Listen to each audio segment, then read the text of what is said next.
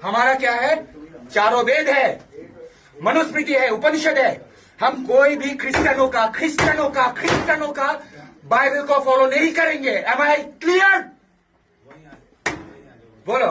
ओम भूर्भुवस्सुः तत्सवितुर्वरेण्यं भर्गो देवस्य धीमहि धियो यो नः प्रचोदयात्। ओके, जय श्री राम। जय श्री राम। साला इधर बाबरी मस्जिद बन रहा है, उसके लिए कोई आवाज नहीं उठा रहा है ना? बाबरी मस्जिद बन रहा है, उसके लिए कोई आवाज नहीं उठा रहा है। हिंदुओं का धर्म परिवर्तन होना चाहिए, है ना?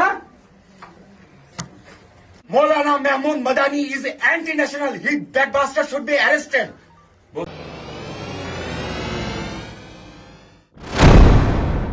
आदाब, मैं हूं मुमताज आलम रिजवी और मैंने आपकी खिदमत में जो वीडियो पेश किया उसके कुछ टुकड़े। ये कोई फिल्म का सीन नहीं है दोस्तों, ये कोई शूटिंग नहीं चल रही है, ना ये कोई ड्रामा चल रहा है, बल्कि ये आज के हिंदुस्तान की सच्चाई बनता जा रहा है। आपने देखा कि किस तरह से एक पादरी को, अगर नहीं देखा तो मैं फिर से आपको वो दिखा दूंगा कि किस तरह से एक फादर को टॉर्चर किया जा रहा है, किस तरह से डायलॉग, और एक खातून जब बोलती है तो किस तरह से उस खातून को टॉर्चर किया जा रहा है, सवालों के घेरे में लाया जा रहा है, किस तरह से धमकी दी जा रही। जमीयत उलमा हिंद के सदर मौलाना महमूद असद मदनी को क्या क्या कहा जा रहा है, ये कोई मामूली बात नहीं है। सवाल सिर्फ हिंदुस्तान का नहीं है, सवाल हिंदुस्तान के बाहर हिंदुस्तान की छवि कैसी बनती जा रही है, हिंदुस्तान की तस्वीर कैसे उभर रही है। जब बांग्लादेश में कुछ होता है हमें बुरा लगता है, हम आवाज़ बुलंद करते हैं। अभी वहाँ पे जो हादसा हुआ है बहुत ही शर्मनाक हुआ है कि वहाँ पे अकलियती तबके के हिंदू भाइयों को मारा गया। हम सब उसकी मजम्मत करते हैं, घोर मजम्मत करते हैं, लेकिन आप सोचिए कभी कि जिस तरह से वहाँ हो रहा है उसी तरह से यहाँ हो रहा है। यहाँ पे करने की कोशिश की जा रही है और बार बार इस तरह की मॉब लिंचिंग की या इस तरह की तस्वीरें सामने आ रही हैं। ये क्यों हो रहा है? जहां तक बांग्लादेश, पाकिस्तान, अफगानिस्तान का सवाल है, वहां डेमोक्रेसी नाम की चीज नहीं है। उसका इन मुल्कों का मुकाबला हिंदुस्तान से नहीं किया जा सकता। हिंदुस्तान एक अजीम मुल्क है, हिंदुस्तान की अपनी फॉरेन पॉलिसी है, हिंदुस्तान की अपनी दाखिली पॉलिसी है। यहां पे एक निज़ाम है, एक सिस्टम है, दुनिया में इसकी अपनी पहचान है, लेकिन उसका बार बार जिक्र बांग्लादेश से करना, पाकिस्तान से करना और ये दिखाना। लेकिन आज की तारीख में जिस तरह की तस्वीरें हिंदुस्तान से उभर रही हैं, आप सोचिए जब बांग्लादेश में ऐसा होता है तो कैसे पूरी दुनिया में बांग्लादेश पे थू थू होती। लेकिन क्या जब हिंदुस्तान से ऐसी तस्वीर बाहर जाती होंगी तो हिंदुस्तान को लोग बुरा भला नहीं कहते होंगे? हिंदुस्तान कहां से कहां जा रहा है, ये इस पे सवाल नहीं उठ रहे होंगे? आप देखिए एक के बाद एक कई इस तरह के मामला सामने आ रहे हैं। अभी एक खबर और आई है कि कहीं पे चर्च को भी जला दिया गया, आग लगा दी गई। इसी तरीके से मस्जिद पे बुलडोज़र या दरगाहों पे बुलडोज़र, गुजरात से भी खबर आती है, कई जगहों से, उत्तराखंड से भी खबर आ रही है, छत्तीसगढ़ में हमने बताया कि चर्च में किस तरीके से हुआ है। ये तस्वीरें हर रोज़ अब सामने आ रही हैं। क्या इससे आप समझ रहे हैं कि हिंदुस्तान का विकास होगा? आज जब हम ग्लोबली तौर पर मुकाबले में हैं, यानी दुनिया की सतह पर हमारे वज़ीर आज़म पूरे दुनिया की सैर कर रहे हैं, तो आखिर वो क्या जवाब देंगे जब वहाँ सवाल किया जाएगा? कैसे जवाब देंगे? लेकिन सवाल ये है कि यहाँ पे हर रोज़ इस तरह की तस्वीर उभर रही, इनके खिलाफ कोई कार्रवाई नहीं होती। वीडियोस बनाए जाते हैं, आपने देखा होगा, इसमें कहा कि स्टार्ट करो, यानी वीडियो बनाओ और वीडियो बना करके इसको वायरल करो। इनके खिलाफ कार्रवाई क्यों नहीं की जाती? ये जो मॉब लिंचिंग कर रहे हैं, ये जो इस तरह से हिंदुस्तान का नाम बदनाम कर रहे हैं, गाली गलौज कर रहे हैं, आखिर इनके खिलाफ कोई कार्रवाई क्यों नहीं की जा रही है? क्यों? क्या वाकई यहाँ पे अब कोई नहीं रहेगा? यहाँ पे न क्रिश्चियन रहेंगे, न बौद्ध रहेंगे, न यहाँ पे अब मुसलमान रहेंगे? क्या वाकई ऐसा है? क्या 25-30 करोड़ मुसलमानों की अगर बात करें तो उन्हें निकाल दिया जाएगा? ये इतना आसान है कि 25-30 करोड़ मुसलमानों को बाहर कर दिया जाएगा?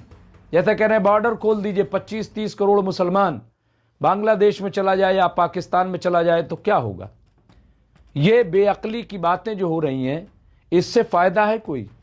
इसका कोई नतीजा है? लेकिन सवाल ये है कि ये जो कर रहे हैं वो तो ठीक, लेकिन हुकूमतें क्यों चुप हैं? हुकूमत में बैठे लोग क्यों चुप हैं? लेकिन कई बार ऐसा देखने को मिला है कि हुकूमत में बैठे लोग भी ऐसे लोगों को सपोर्ट कर देते हैं, उनकी हिमायत में आगे आ जाते हैं, और बदनाम यहाँ के मुसलमानों किया जाता है कि वो आतंकवाद का सपोर्ट करते हैं, वो बांग्लादेश का सपोर्ट करते हैं, वो पाकिस्तान का। जबकि कई बार खुद प्रधानमंत्री इस मुल्क के वजीर आजम नरेंद्र मोदी जी ने यह कहा कि सारा मुल्क एक है, 145-50 करोड़ आबादी एक साथ खड़ी है आतंकवाद खिलाफ, फिर भी आतंकवादी कह दिया जाता है, फिर भी सवाल खड़े कर दिए जाते हैं।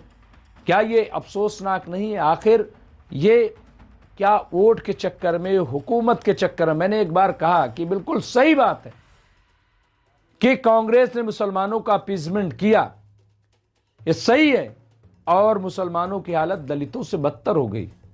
आज कहां है मुसलमान, कहां स्टैंड कर रहा है, आप बताइए, हर एतबार से। लेकिन अब बीजेपी हिंदुओं का अपीजमेंट कर रही है, यह भी एक बहुत बड़ी सच्चाई है। उसका नतीजा क्या होगा? और उसका नतीजा तो बहुत तेजी से आ गया सामने, बहुत तेजी से। आज मुल्क की जो हालत है वो आप देख लीजिए। लेकिन फिर मैं कहूंगा कि आप बताइए, जिस तरह का माहौल, और ये एक दो जगह नहीं हो रहा है, अलग अलग मकामात पर इस तरह की तस्वीरें सामने आ रही। आप देखिए जरा सी तस्वीर देख रहे हैं आप, ये ऐसा लग रहा है जैसे कोई शूट हो रहा है। लैंग्वेज देखिए, जबान देखिए, और ये खौफ देखिए ईसाई बरादरी में। हाँ? इनको ये नहीं पता कि हिंदुस्तान के लोग भी पूरी दुनिया में काम कर रहे हैं, पूरी दुनिया में फैले हुए हिंदुस्तान के लोग, हमारे भाई, उन पे क्या असर पड़ेगा जब ये इस तरह की हरकत करेंगे तो। लेकिन कोई इस पे गौर नहीं करता, कोई इस पे सोचता नहीं है।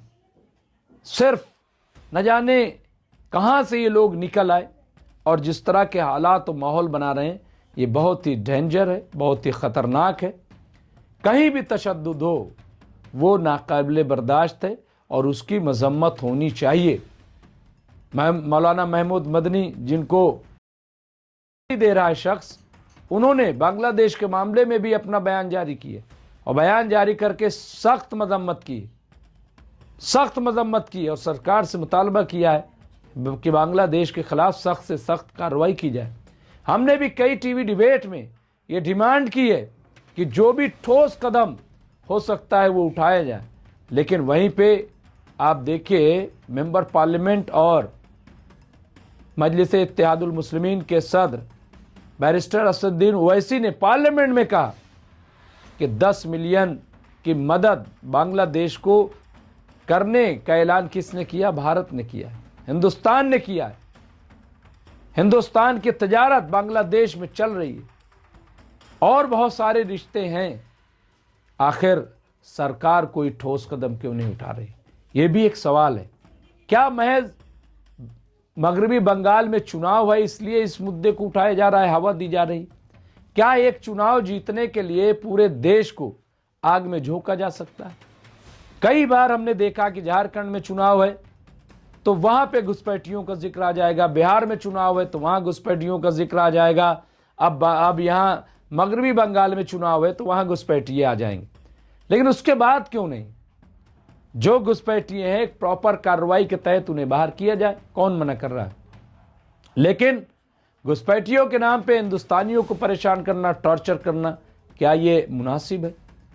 क्या पूरे मुल्क के 25-30 करोड़ मुसलमानों को घुसपैठिए कह देना, पाकिस्तानी कह देना, गद्दार कह देना, बाहरी कर देना, कह देना, क्या ये मुनासिब है? क्या ऐसे होगा? बार बार एक बात का जिक्र करना कि हमने तो 47 में दे दिया था पाकिस्तान, तो फिर यहाँ पे क्यों है? जो है यहाँ पे वो गैर मुल्की। ये इस तरह की बातें क्या हजम होने वाली? ये बिला वजह की बात है, और इससे कोई फायदा होने वाला नहीं है। इस बात को समझ लीजिए। ये रोज रोज इस तरह के बातों में उलझाना, इससे देश का विकास रुकता है, देश की तरक्की रुकती है, और दुनिया में देश की छवि खराब होती है। इसलिए इसे फौरन हुकूमतों को चाहिए कि वो इस पे रोक लगाएं, कहीं भी इस तरह का तशद्दुद हो रहा है, क्योंकि इसके वजह से हिंदुस्तान की छवि खराब हो रही। बहरहाल देखते हैं कि इस पर क्या कार्रवाई होती है। जो वीडियो वायरल हो रहा है मुझे नहीं पता कहाँ का है क्या है, लेकिन बहुत तेज़ी से वीडियो वायरल हो रहा है। इस वीडियो की जांच कराई जाए, इसका पता लगाया जाए ये कहाँ का है, क्यों इस तरह से वायरल किया जा रहा है, इसके पीछे मोटिव क्या है, और इसको रोका भी जाए और इसके खिलाफ कार्रवाई भी की जाए। बहुत बहुत शुक्रिया। देखते रहे एमएमसी न्यूज़ इंडिया।